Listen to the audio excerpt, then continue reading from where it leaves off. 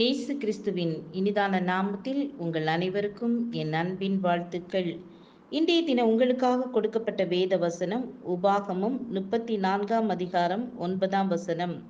மோசே நூனின் குமாரனாகிய யோசுவாவின் மேல் தன் கைகளை வைத்தபடியினால் அவன் ஞானத்தின் ஆவியினால் நிறையப்பட்டான். இஸ்ரவேல் புத்திரர் அவனுக்கு கீழ்ப்படிந்து கர்த்தர் மோசேக்கு கட்டளையிட்டபடியே செய்தார்கள். பம்புல்பி என்றழைக்கப்படும் ஒரு வகை வண்டு பறக்கும்போது உரத்த ஒலி எழுப்பும். முடியடர்ந்த பெரிய வண்டு தனக்கு அமைந்திருக்கும் சிறிய இறகால் தன் பெரிய உடம்பை தூக்கி பறந்திட சாத்தியமே இல்லை என்று விஞ்ஞானிகள் கூறுகிறார்கள்.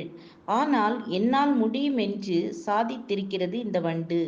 அதைப் போலவே மனிதனை பார்த்து எறும்பு சொன்னதாம், மனிதா, நாங்கள் செல்லும் பாதைகள் பலமுறை தடைப்பட்டு இருக்கின்றன.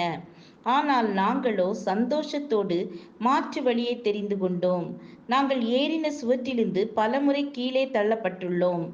ஆனால் மறுபடியும் அதே சுவற்றில் மனம் தளராமல் ஏறியுள்ளோம். பலமுறை நாங்களே தவறி கீழே விழுந்துள்ளோம்.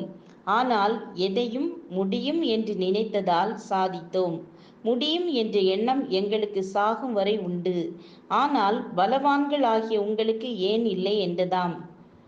அன்பானவர்களே, இதைப் போலத்தான் நம்முடைய தியான பகுதியில் ஆண்டவர் யோசுவாவை கொண்டு நமக்கு நல்ல காரியத்தை கற்பிக்கின்றார். மோசேக்கு பிறகு யோசுவா இஸ்ரவேல் அனைவரையும் வழி நடத்தும்படி மோசே யோசுவாவின் மேல் தன் கைகளை வைத்தபடியால் அவன் ஞானத்தின் ஆவியினால் நிறையப்பட்டான். இஸ்ரவேல் புத்திரர் அவனுக்கு கீழ்ப்படிந்து கர்த்தர் மோசேக்கு கட்டளையிட்டபடியே செய்தார்கள் என்று பார்க்கிறோம். மோசேக்கு பிறகு யோசுவா இஸ்ரவேல் ஜனங்கள் முழுவதையும் வழிநடத்தி கானானுக்குள் அழைத்து சென்று தேசத்தை பங்கிட்டு கொடுத்தார். யோசுவா தன்னுடைய ஊழியத்தை வெகு சிறப்பாக செய்தார். இவ்விதமாக அவர் ஒரு எழும்பி பிரகாசிக்கு சுடராய் வெளிச்சமாய் இருக்க ஆண்டவர் யோசுவாவை கொண்டு பெரிய காரியங்களை செய்தார். உங்களுக்கும் பயம் ஒருவேளை இருக்கலாம். ஆனால் நீங்கள் பயத்தில் இருந்து இன்று விடுதலையாக ஆண்டவரை தேட வேண்டும். நீங்கள் அதிலிருந்து எழும்பினால் நீங்களும் யோசுவாவை போல மாறலாம்.